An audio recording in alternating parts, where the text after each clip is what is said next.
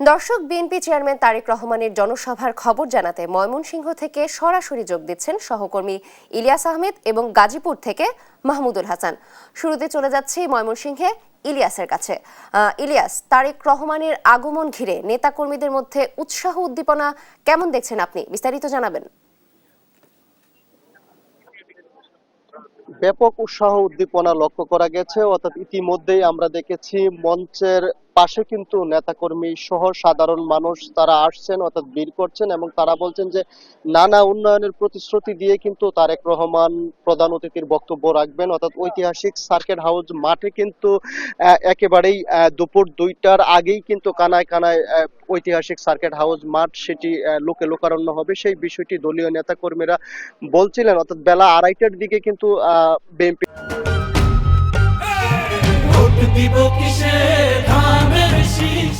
Chairman Tarique রহমানের বক্তব্য রাখার কথা রয়েছে। যদিও আমরা দেখেছি বেশ কয়েকদিন ধরে কিন্তু জোরে সোরে প্রস্তুতি নেওয়া হচ্ছিল তারেক রহমানের জনসভাকে কেন্দ্র করে, এবং দলীয় নেতাকর্মীরা যেমনটি জানিয়েছেন তারা বলছেন যে কয়েক লাখ মানুষের সমাগম ঘটবে। ইতিমধ্যে আমরা দেখেছি ময়মনসিংহ বিভাগের 4টি জেলা থেকে লোকজন আসা শুরু করেছে। অর্থাৎ গতকালও কিন্তু আমরা বিকাল থেকে দেখেছি যে অনেক লোকজন এই সমাবেশকে সফল করতে তারা কিন্তু এসেছেন, এবং সকাল থেকে লোকজন এই মঞ্চের আশেপাশে আসছেন এবং কিছুক্ষণ পর থেকে দলীয় নেতাকর্মীরা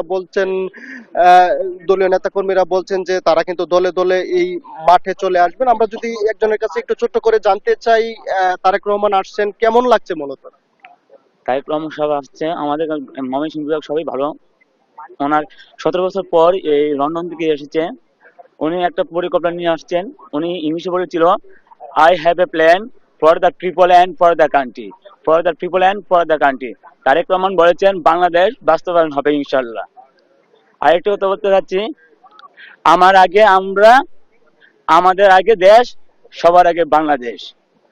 তারেক রহমান জিন্দাবাদ।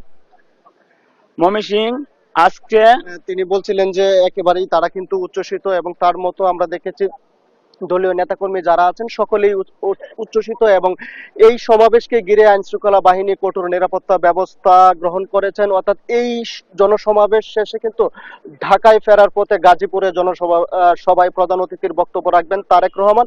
অর্থাৎ সেইখানকার খবরাখবর জানাতে আমাদের সঙ্গে যুক্ত হবেন সহকর্মী মাহমুদুল হাসান।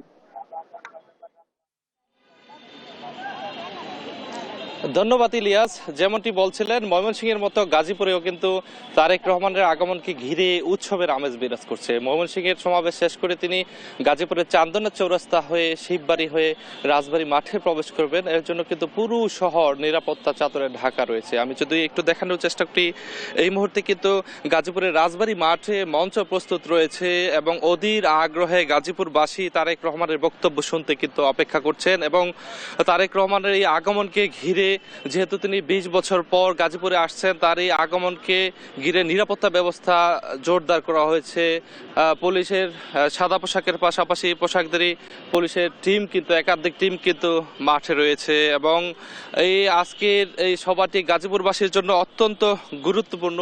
এবং এই ঐতিহাসিক রাজবাড়ী মাঠে ধারণা করা হচ্ছে যে বিএনপির স্মরণকালের সবচেয়ে বড় এবং সবচেয়ে সেরা একটি সমাবেশ হবে। এবং গাজীপুর সিটি কর্পোরেশনের 57টি ওয়ার্ড বাদেও গাজীপুরের 5টি উপজেলার বিভিন্ন ইউনিটের ও অঙ্গ সংগঠনের নেতাকর্মীরা কিন্তু আজকের এই জনসভায় যোগ দিবেন, এবং এখান থেকে তারেক রহমান তাদেরকে যে বার্তা দিবেন সেই বার্তা নিয়ে তারা নির্বাচনী মাঠে কাজ করবেন, এবং আগামীতে সরকার গঠনের জন্য এই তারেক রহমানের এই বার্তা গাজীপুর নেতাকর্মীদেরকে উচ্ছ্বসিত করবে বলে তারা মনে করছেন। এছাড়া গাজীপুরের এই রাজবাড়ী মাঠটি চারপাশে কিন্তু বিএনপির ব্যানার পোস্টারে কিন্তু ছেয়ে গিয়েছে, এবং এখানে 2 শতাধিকের বেশি মাইক কিন্তু লাগানো আছে যাতে নির্বিঘ্নে শহরের মানুষজন তারেক রহমানের বক্তব্য শুনতে পারেন।